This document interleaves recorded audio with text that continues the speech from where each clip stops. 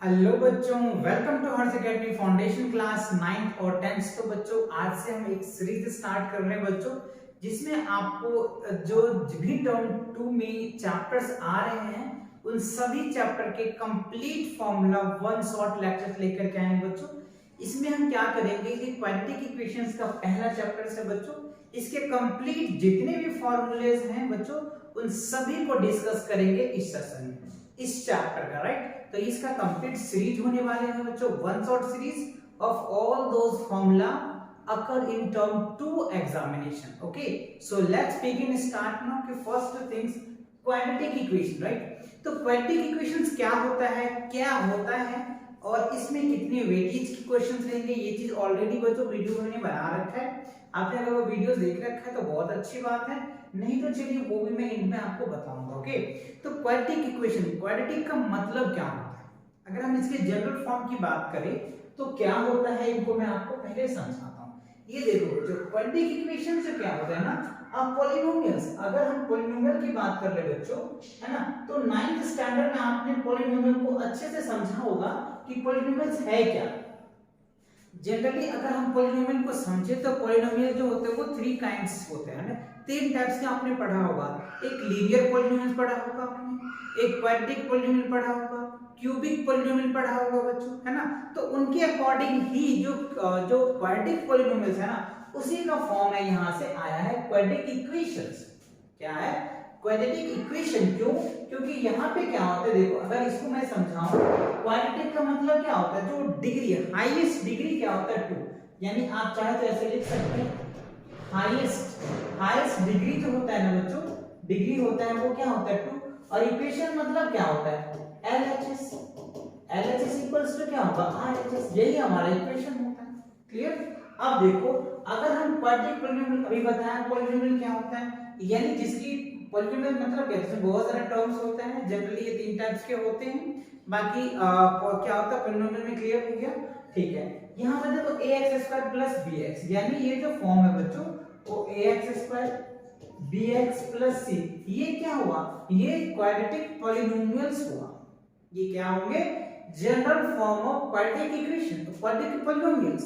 But अगर हम equal to 0 लगा देते हैं, ax² bx plus c equals to 0 होता है, तो इसको हम लोग क्वाड्रेटिक इक्वेशन बोलते हैं।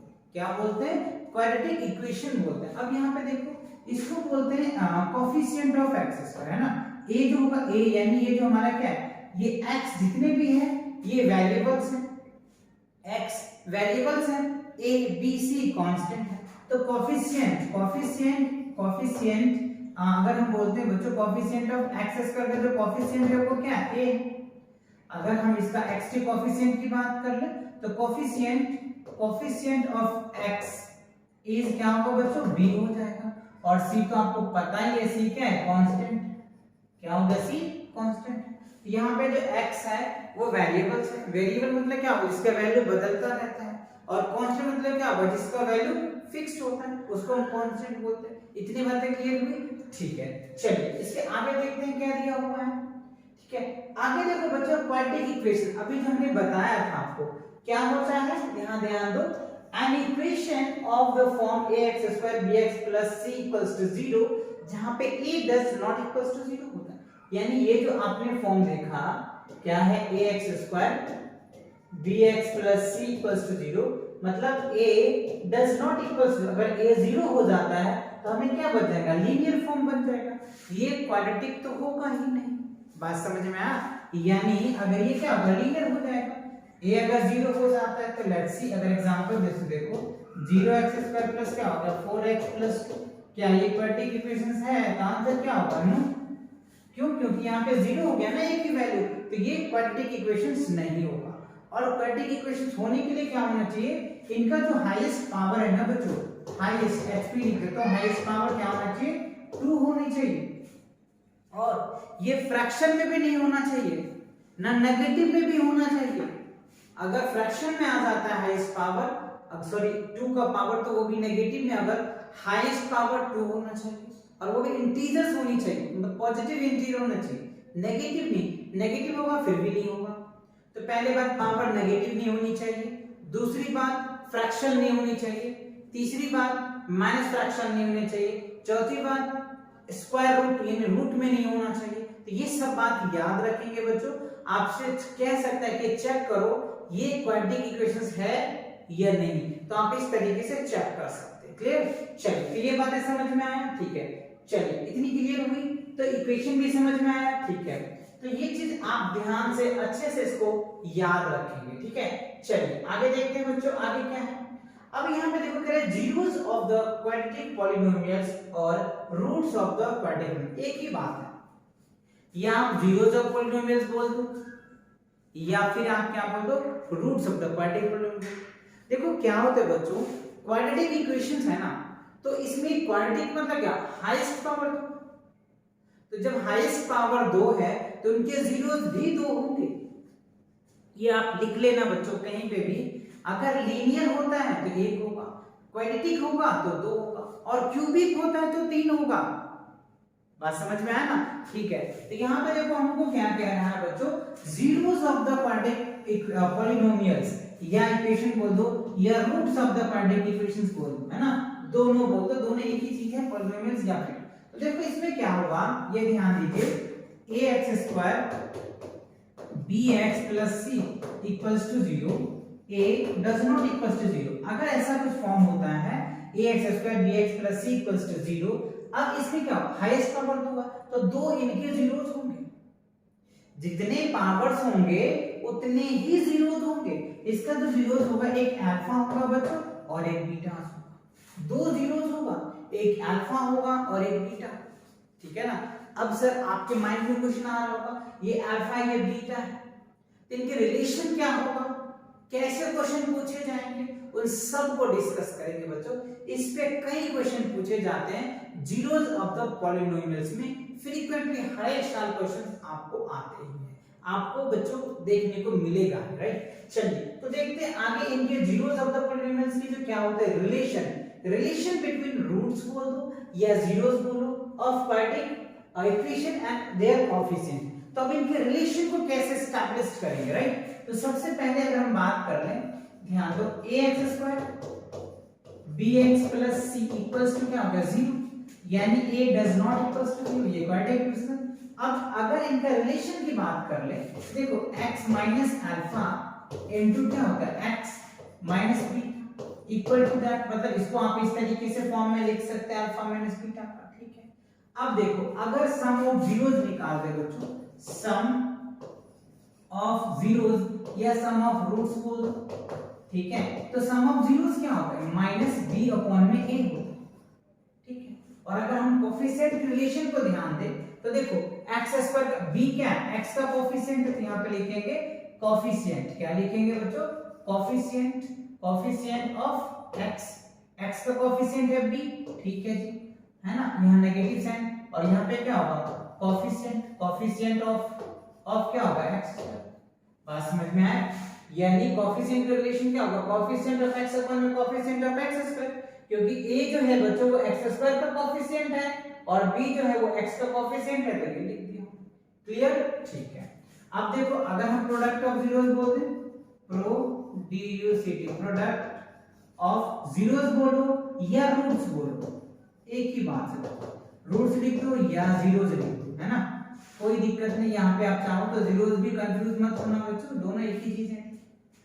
अब यहाँ पे देखो तो क्या होता है बच्चों, c अपॉन में क्या होता है a होता है, यानी सम ऑफ जीरोस को हम लोग क्या बोलेंगे अल्फा प्लस बीटा, ये याद रखिएगा, है ना। Sum of zero product of zero मतलब क्या हो गया अल्फा इनटू बीटा। क्लियर? तो क्या हो गया c/a, तो c क्या है, तो आप यहाँ पे इसको लिख सकते हो कांस्टेंट अपॉन में क्या हो जाएगा कोएफिशिएंट ऑफ x। ठीक है, तो ये है इनके बीच का relations, sum of zeros -b/b, product of zeros c/b। Clear हुआ? क्वाड्रेटिक इक्वेशन का अच्छे से फील समझ में आया। चलिए बढ़ते हैं आगे, अब देखते हैं इनकी फॉर्मेशन क्या होगा, कैसे। अब यहाँ पे देखो फॉर्मेशन ऑफ क्वाड्रेटिक इक्वेशंस, अगर हमको सम ऑफ जीरोस दे दिया जाए, प्रोडक्ट ऑफ जीरोस दे दिया जाए, और कहता है कि चलो बताओ मुझे क्वाड्रेटिक इक्वेशन क्या होगा। ठीक है, तो कैसे आप फाइंड आउट करेंगे, ये बहुत इंपॉर्टेंट है, राइट। लेट्स सी, यानी हमें कहता है कि ax square bx plus c, है ना, ये बताना है कब, जब अल्फा प्लस बीटा, मतलब मान लो सम ऑफ जीरोस आपको कुछ दे दिया है, प्रोडक्ट ऑफ जीरोस कुछ दे दिया है, और कह रहे हैं टू फाइंड करो, टू फाइंड, क्या करो बच्चों, टू फाइंड क्वाड्रेटिक इक्वेशन कहता है, तो कैसे फाइंड आउट करेंगे, है ना, टू फाइंड या फॉर्मेशन ऑफ क्वाड्रेटिक इक्वेशन, तो कैसे फाइंड आउट करेंगे, इस पे क्वेश्चन डेफिनेटली देखने को मिलेगा आपको, राइट। चलिए, इसके लिए फॉर्मूला होता है बच्चों, अगर हम क्या करते हैं पॉलिनोमियल निकालें या क्वाड्रेटिक इक्वेशन निकालें, तो x square minus sum of zeros into x, और क्या होता है प्रोडक्ट ऑफ जीरोस, राइट। ये होता है बच्चों हमारा क्या, पॉलिनोमियल, यानी क्वाड्रेटिक इक्वेशन का जो फॉर्मेशन होता है ना, वो इस तरीके से हम निकालते हैं, क्या, x square minus sum of zeros into x plus product of zeros equal to that. आप चाहो तो वर्ड में भी लिख सकते हो, क्या, x स्क्वायर इक्वल्स टू क्या हो गया, सम, है ना, सम ऑफ रूट्स बोल दो बच्चों, ठीक है, या जीरोस बोल दो इनटू x, फिर प्लस क्या हो गया, प्रोडक्ट, प्रोडक्ट ऑफ रूट्स बोल दो, है ना, या जीरो इक्वल्स टू दैट, है ना। तो इस तरीके से आपको क्या करना है बच्चों, फॉर्मेशन के थ्रू आपको सम ऑफ जीरोस दे दिया जाए या प्रोडक्ट ऑफ जीरोस दे दिया जाए, तो इस तरीके से आप क्या कर सकते हैं, इन सभी बातों को सॉल्व करके अच्छे से वैल्यू निकाल सकते हैं, एक्यूरेट कब, जब ये फॉर्मूला सब आपको माइंड रहेगा तब, है ना, फॉर्मूला ही बच्चों ट्रिक्स बनता है, क्लियर। चलिए, इतनी बातें समझ में आया, बढ़े आगे, ओके। चलिए, अब आगे देखते हैं क्या है, आगे देखो बच्चों, अब आया मेथड। इतना दिन हमने देखा कि उसका जीरोस कैसे होता है, जीरोस का रिलेशन कैसे होता है, फॉर्मेशन कैसे होता है, अब हम देखेंगे मेथड कितने होते हैं उनको सॉल्व करने का। वैसे तो बहुत मेथड है बच्चों सॉल्व करने का, है ना, आपके लिए यहाँ पे जो आपके स्टैंडर्ड में है वो 3 ही मेथड है, राइट। आगे और भी मेथड है, अलजेब्रिक मेथड है, मैट्रिक मेथड है, कई सारे रो कॉलम मेथड है, वो आप हायर क्लासेस में पढ़ेंगे, बट राइट नाउ आप इन 3 मेथड्स को देखना है, जिसमें पहला है बच्चों फैक्टराइजेशन मेथड है, दूसरा कंप्लीटिंग मेथड है, तीसरा क्वाड्रेटिक इक्वेशन के जो फॉर्मूलास हैं। तो बच्चों कंप्लीटिंग स्क्वायर मेथड वैसे भी आपका इस बार सिलेबस में कटा हुआ है ना, फिर भी मैं आपको एक हिंट्स जरूर दूंगा जिससे कि आपको क्वेश्चन को इजी से सॉल्व कर सकते हैं, राइट। पहला देखो फैक्टराइजेशन मेथड बच्चों, अगर आप फैक्टराइजेशन मेथड की बात कर लें तो क्या होगा, ax square bx plus c, इसको जब आप फैक्टर करोगे तो क्या होगा, x माइनस अल्फा, और क्या होता है बच्चों x माइनस बीटा होता है ना, x माइनस क्या होगा बीटा, इसके फॉर्म में लाना होता है और ले आता है, इसी को तो बोलते हैं फैक्टराइजेशन मेथड। दो फॉर्म दे रखा वो फैक्टराइज कर लेते हैं, आपका मेथड निकल के आ जाता है। कंप्लीटिंग स्क्वायर मेथड क्या होता है बच्चों, आगे हम सॉल्व करेंगे, यानी ये जो फॉर्मूला होता है ना सॉल्विंग क्वाड्रेटिक इक्वेशन, इसका जो फॉर्मूला आता है ना उसी को बोलते हैं कंप्लीटिंग स्क्वायर मेथड बोलते हैं, जिसको आगे जाके सीधा चार्ट मेथड भी कहा जाता है। चलिए मैं इसको फॉर्मूला को आपको लिख करके दिखाता हूं, देखो तो देखो बच्चों डायरेक्ट अगर फॉर्मूला लगाते हैं तो minus B plus minus under root क्या होता है बच्चों, B square minus 4ac upon क्या होता है 2a। ये बहुत बहुत इंपॉर्टेंट फॉर्मूला है बच्चों। डायरेक्ट इस क्वाड्रेटिक इक्वेशन को अगर आपको वैल्यू निकालना है, x की वैल्यू निकालना है, तो डायरेक्ट इस फॉर्मूला से निकाल सकते हैं, minus B plus minus under root B square minus 4ac। अब आप ये सोच रहे होंगे कि sir B square minus 4ac क्या है, तो ये डिस्क्रिमिनेंट होता है बच्चों, अभी हम उस पर भी डिस्कस करेंगे कैसे डिस्क्रिमिनेंट निकाला जाता है। हो सकता है आपको बुक में कुछ इस तरीके से दे दिया जाए माइनस, सॉरी इसको बच्चों हो सकता है कि आपके बुक में कुछ इस तरीके से दे दिया जाए, तो आप कंफ्यूज नहीं होना, क्या क्या नहीं होंगे सर, माइनस बी कर देना बच्चों plus minus under root D upon में क्या होता है 2a, ऐसे भी होता है। डी को डिस्क्रिमिनेंट बोलते हैं, आगे हम उस पर भी डिस्कस करेंगे। डिस्क्रिमिनेंट इक्वल्स टू होता है बच्चों minus B square minus B square minus 4ac, right, B square minus 4ac, ठीक है। अब देखो प्लस जो होगा वो अल्फा के लिए आता है और जो माइनस होगा वो बीटा के लिए आता है, प्लस अल्फा के लिए आता है और माइनस बीटा के लिए आता है, क्लियर हुआ।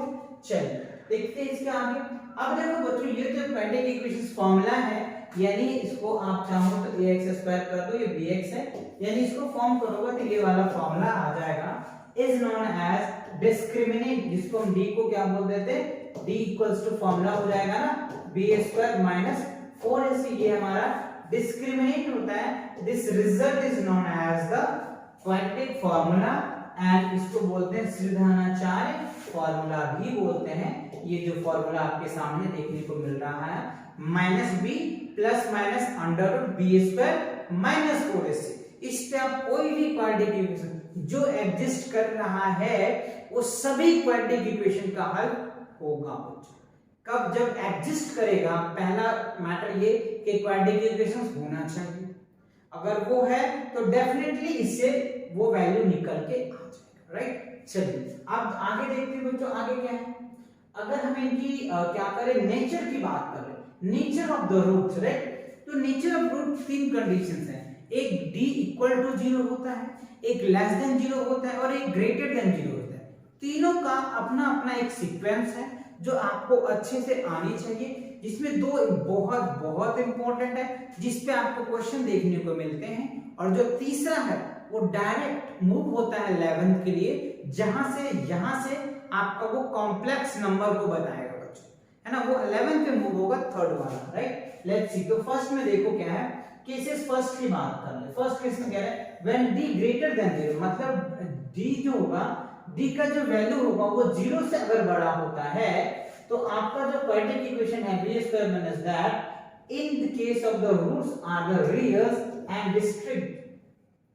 अगर d से मतलब कह रहा है, यहां ध्यान दो कि अगर बच्चों 0 से d बड़ा हो, मतलब 0 से d की वैल्यू, डिस्क्रिमिनेंट की वैल्यू बड़ा हो जाता है तो रियल रूट्स हो, और दोनों रूट्स अलग अलग होंगे, डिस्टेंस होंगे। मतलब रूट्स का मतलब क्या होगा, x की जो वैल्यू आएगा वो a हो सकता है और x की जो वैल्यू है वो b हो सकता है। बात समझ में आ रहा है। एक वैल्यू मतलब दोनों वैल्यू डिस्टिंक्ट होंगे, अलग अलग आएगा, ये होता है डिस्टिंक्ट का मतलब। क्लियर? चलिए दूसरा केसेस देखिए, व्हेन d इक्वल्स टू 0, अगर d इक्वल्स टू 0 हो जाता है, मतलब डिस्क्रिमिनेंट अगर 0 हो जाता है तो दैट मींस जो इक्वेशन होता है वो दैट मींस इस तरीके d की वैल्यू तो आपको पता है b स्क्वायर माइनस 4ac, ये स्क्वायर लिखा हुआ है बच्चों, b square minus 4ac। In this case the roots are real and equal. यहां पे जो रूट्स होंगे, रूट्स जो होंगे बच्चों, दोनों रूट्स इक्वल्स होंगे, यानी x इक्वल्स टू a, दूसरा भी a ही होगा। समझ में आया ना, मतलब x की जो वैल्यू 2 आते हैं ना, वो दोनों वैल्यू सेम होगा। कब होगा, ये बहुत बहुत इंपॉर्टेंट है बच्चों, है। जितना स्टार लगा, मतलब इसमें लगाओ स्टार उतना लगा लो बच्चों, क्योंकि ये बहुत बहुत इंपॉर्टेंट है। इस पे आपको डेफिनेटली क्वेश्चन देखने को मिलेगा और रहते ही है बच्चों, है ना। क्यों? d इक्वल्स टू 0, कई बच्चे यहाँ पे कंफ्यूज हो जाते हैं ना, तो ध्यान रखना दोनों वैल्यू सेम होगा। कब होगा, जब d इक्वल्स टू 0 होगा तब। d होता है क्या, डिस्क्रिमिनेंट होता है। क्लियर? चलिए थर्ड केस देखते हैं बच्चों, when d less than 0, that is b square minus इतना, अगर d की वैल्यू नेगेटिव में आ जाता है, 0 से अगर छोटा होता है तो नेगेटिव ही होगा पक्का, डेफिनेटली। तो नेगेटिव अगर होता है तो in this case the root are not exist. तो यहाँ पे रियल रूट नहीं होता है, यहां से होता है इमेजिनरी का स्टार्ट, और ये इमेजिनरी बच्चों आपके 11th में जाकर के कॉम्प्लेक्स नंबर जब आप पढ़ेंगे वहां जाकर के आपका क्लियर होगा। बात क्लियर हुई? अच्छे से समझ आया? ठीक है जी। तो ये कुछ इनके रियल रूट थे बच्चों, राइट। तो इसी के साथ क्या होता है बच्चों, ये आपका कंप्लीट जो है नेचर ऑफ रूट तक ही थे बच्चों, इसमें है। तो आई थिंक आपको ये अच्छे से समझ आ गया होगा, ठीक है। तो मिलते हैं नेक्स्ट चैप्टर के कॉन्सेप्ट लेकर के बहुत जल्दी, तब तक पढ़ाई करते रहे। All the very best.